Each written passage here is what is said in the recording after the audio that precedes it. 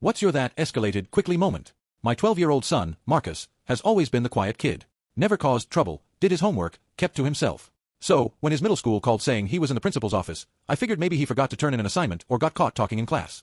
I walked into Lincoln Middle School expecting a 5-minute conversation about responsibility. Instead, I found Marcus sitting across from Principal Williams with his arms crossed, looking more defiant than I'd ever seen him in his entire life. Your son started a fight during lunch, she said, sliding an incident report across her desk. 3 other boys were involved. We have a zero-tolerance policy for violence in this school district.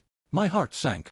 Marcus had never thrown a punch in his life. He was the kid who cried when we had to kill spiders in the house. He apologized to furniture when he bumped into it. This made absolutely no sense. What happened? I asked Marcus directly. He just stared at his beat-up sneakers and mumbled, they deserved it. Principal Williams pulled out her phone and showed me security footage from the cafeteria. There was Marcus, normally the kid who sat alone reading comic books during lunch, standing on top of a lunch table, yelling at 3 8th graders who were twice his size. Then he jumped down and tackled the biggest one like he was in the WWE. A full cafeteria brawl broke out with kids screaming and food flying everywhere. Teachers had to pull students apart from all directions. It took 4 adults to restore order. This is completely out of character for him. I told the principal, Marcus, you need to explain what happened right now. The truth.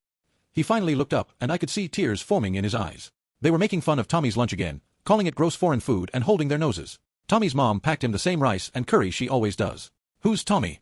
I asked, still trying to piece this together. The new kid from India. He sits by himself at lunch because nobody talks to him. Those 3 guys dump his lunch in the trash every single day and make him eat the free school lunch instead. But he's vegetarian and the school lunch always has meat, so he's been going hungry. My stomach dropped. How long has this been going on, Marcus? 2 months since he started here. I kept telling teachers, but they said boys will be boys or that Tommy needed thicker skin.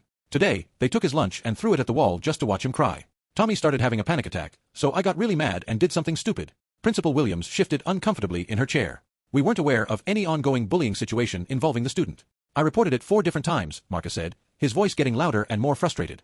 Mrs. Henderson said Tommy needed to learn to fit in better. Mr. Parker said he should bring normal American food if he didn't want negative attention from other students. I felt my own anger building like a fire in my chest. You ignored my son's multiple reports of systematic bullying, and now you're punishing him for defending another kid who is being tormented. Fighting is never the appropriate answer to conflict, she replied stiffly. All 4 boys are receiving 3 days out of school suspension per district policy. Where's Tommy right now?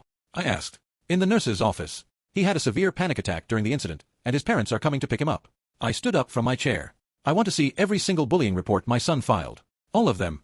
And I want to know why a 12-year-old kid had to take matters into his own hands because the adults in charge wouldn't do their jobs to protect students. The next 2 hours were a blur of phone calls, paperwork, and very uncomfortable conversations with school administrators who suddenly realized they had a major problem on their hands. Turns out Marcus had been documenting everything like a detective. Times, dates, witnesses, specific quotes from teachers who dismissed his concerns. The kid had been building a legal case for months while trying to get help through proper channels. By the end of that very long day, the 3 bullies got 2 weeks suspension instead of 3 days. The teachers who ignored multiple reports got formal written reprimands in their files. Tommy's parents were called in for a meeting about additional support and protection measures. And Marcus, his suspension got reduced to 1 day, which he spent helping out in Tommy's family restaurant, learning to make authentic curry and naan bread. That night at dinner, Marcus finally spoke up. Dad, was I wrong to fight them when talking didn't work?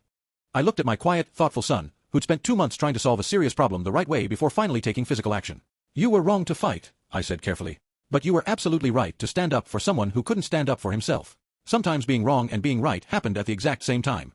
3 weeks later, Tommy invited Marcus to his 13th birthday party. When I dropped Marcus off, Tommy's dad grabbed my hand and said with tears in his eyes, "Your boy has the heart of a warrior and the wisdom of a judge."